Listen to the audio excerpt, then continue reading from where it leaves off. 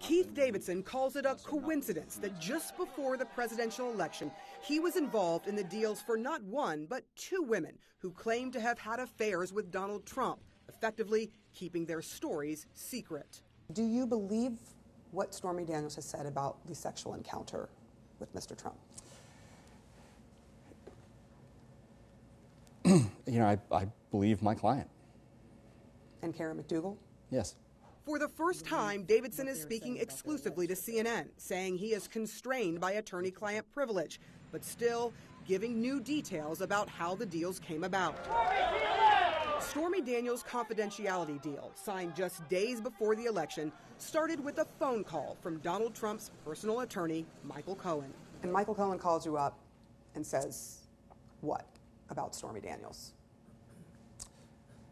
He says, I'm hearing rumblings out there that, you know, the press is poking around about Stormy Daniels. Do you have any information on that? Did you at the time? No. So what did you say back? I'll call you back. And what happened in between that time?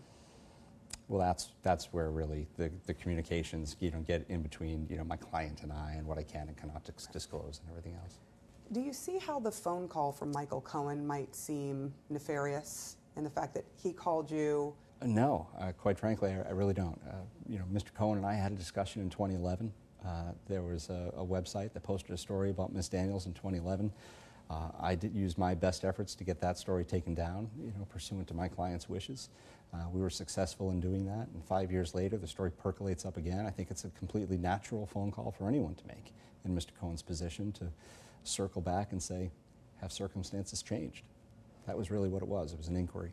That inquiry led to Daniels signing an agreement not to talk about the affair in exchange for $130,000. Can you tell me about the payment? Did Michael Cohen ever indicate to you that he was paying this $130,000 for Stormy Daniels out of his own personal finances? Yes. And back then, did he say to you, look, I'm having to take a loan out of my house to get this done? No, there's never any conversation about that. And it was just one of a number of contacts between Cohen and Davidson.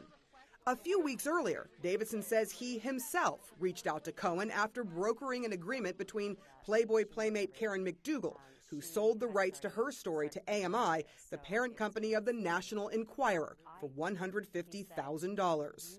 I think I called him as a professional courtesy to let him know that a matter was resolved, and that as a professional courtesy that it may or may not have involved his client.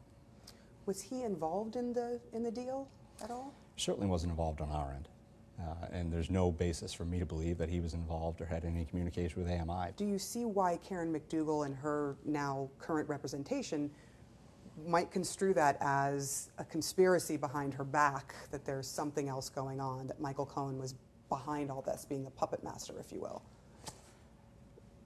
Well, I think generally speaking, I mean, a conspiracy would have to involve an act that would take place before, and that simply wasn't the case. My conversation with Michael Cohen took place after Ms. McDougal had already solidified the deal with AMI. Davidson says he and Cohen met in person this year more than once to discuss potential violations of the non-disclosure contract. Have you spoken to Michael Cohen since? Yes. And what did he say to you? Well, the last conversation I had with Michael Cohen, he called to offer his opinion as to whether or not Ms. Daniels and Ms. McDougal had breached the attorney-client privilege and thereby waived it. And it was his assertion that each of them had, and he was encouraging me and informing me as to his opinion that they in fact had waived the attorney-client privilege, and he suggested that it would be appropriate for me to go out into the media and spill my guts. Are you here at the behest of Michael Cohen? No, not in any way, shape, or form. Davidson was eventually fired by both women, who then hired new attorneys and filed suit to get out of their deals. Why are you here? You know, there's been certain things that have been, you know, written and said, and I'd like the truth to come out. And to the extent that I can assist in that endeavor, that's really why I'm here. Is the whole truth out yet? No, I don't believe so. I think most of it, not the whole truth.